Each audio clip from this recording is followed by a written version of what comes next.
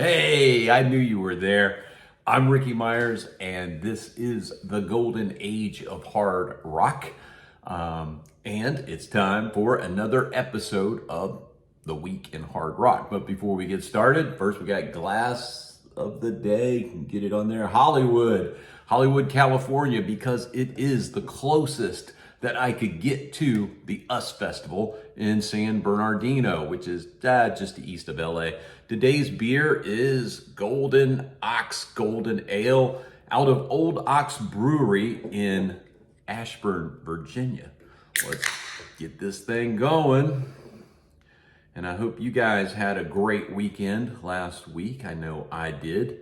And I guess let's dedicate this video to the 43 new subscribers we picked up since last week.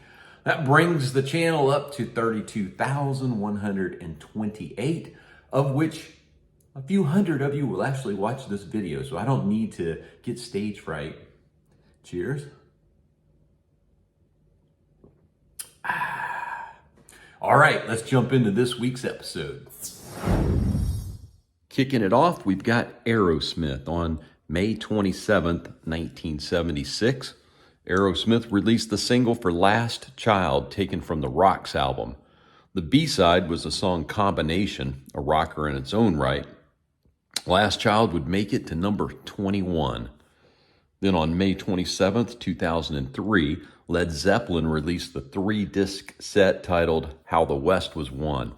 This is a live album, 3 CDs, 4 vinyl records, compiled by Jimmy Page of performances taken from 2 shows in California in June of 1972.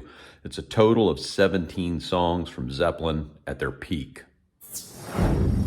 May 28, 1980, and FOGHAT releases Tight Shoes. And here's the back of this thing. You know, honestly, this particular album is not one that I listen to a lot. They really changed gears here by 1980. When I want to hear FOGHAT, I start with Stone Blue and FOGHAT Live. And those are my classics. This, however, is something I can get into.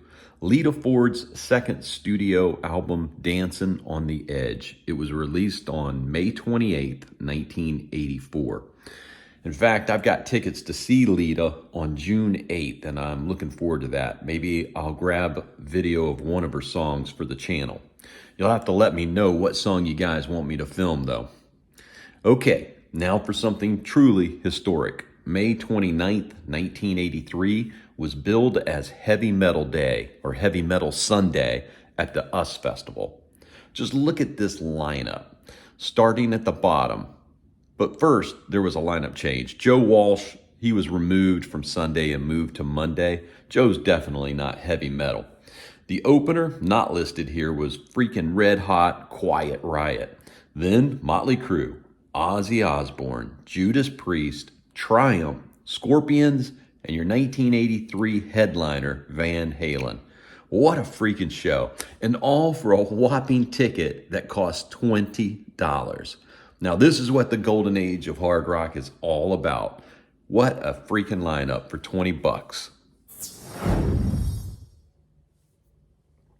So this next one is a little outside of the golden age of hard rock, but still a good one. Iron Maiden, Brave New World. And of course, back of this thing, this was the return of Bruce Dickinson to the helm of Iron Maiden. And hey, 24 years later, they're still going strong, out on tour right now. May 30th, 1980, Gary Moore's project band, G-Force, released their one and only album. And if you saw Van Halen on the Fair Warning Tour, then there's a good chance you saw G-Force opening those shows for them. On May 30th, 1980, Whitesnake released their third studio album, Ready and Willing. We've also got 2 birthdays on May 30th. Scotty Hill, guitarist for Skid Row, is now 60. Happy birthday, Scotty. He was born in 1964 in Manhasset, New York. And the legendary drummer of Led Zeppelin, John Bonham, was born in Redditch, England in 1948 on May 30th. John would have been 76. Rest in peace, Bonzo. On June 1st, we've got a couple of album release anniversaries, starting with Uriah Heep in 1975 with Return to Fantasy. Do you see what I see? I hope the YouTube censors don't. Then in 1976, REO Speedwagon released REO, which has one of my favorites from REO Speedwagon, the song Keep Pushin'. Exactly. In 1977, Kiss released the single for Christine 16, which would climb up to number 25 on the charts. The song was taken from the Love Gun album. The B-side was, in my opinion, a better song, and that is Shock Me, which would be the first time that Ace sung one of his songs, even if he had to lay on the studio floor to get the job done. On June 1st, we also have birthday wishes going out to bass player Mike Levin from Triumph as he turns 75. Mike was born in Toronto, Canada in 1949. Happy birthday, Mike.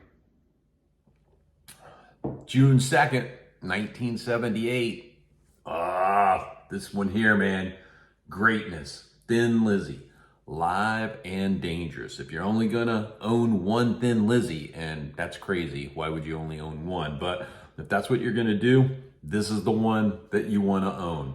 I mean, this is a live album that's right up there with all the great ones, and you know the great ones: UFO, Strangers in the Night, Cheap Trick at Budokan, Kiss Alive, Ted Nugent, Double Live, Gonzo, Deep Purple, Made in Japan, Blue Oyster Cult, Some Enchanted Evening. I mean, you just keep going on and on these. But hey, this one is a must-have. June 2, 1980 also gave you this EP from Cheap Trick. Just 4 songs. Theoretically, it was supposed to be one from 76, 77, 78, 79, but I don't know that that's exactly accurate. But what's really good on this, of course, is the live version of Day Tripper. But yeah, man, an EP, it kind of like bridged that gap when you needed something new while you were waiting for the next album to come out from them after Dream Police. Continuing on, June 2nd, 1980, and you get the second album from Accept, called I'm a Rebel. Now, it doesn't have the name on it because this is the US version. I'll flip it around. The UK version had a different cover, but this is the US cover.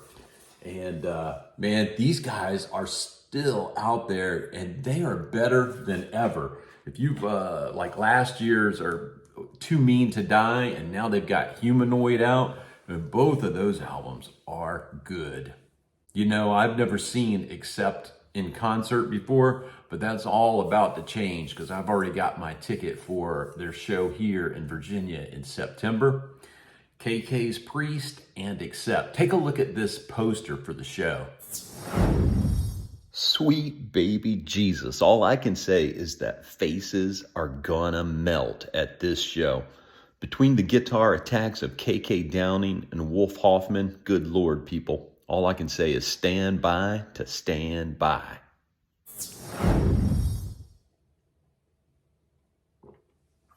Well, guys, that is a wrap for this week in hard rock. And before I go, let me once again invite you over to the Facebook page, The Golden Age of Hard Rock.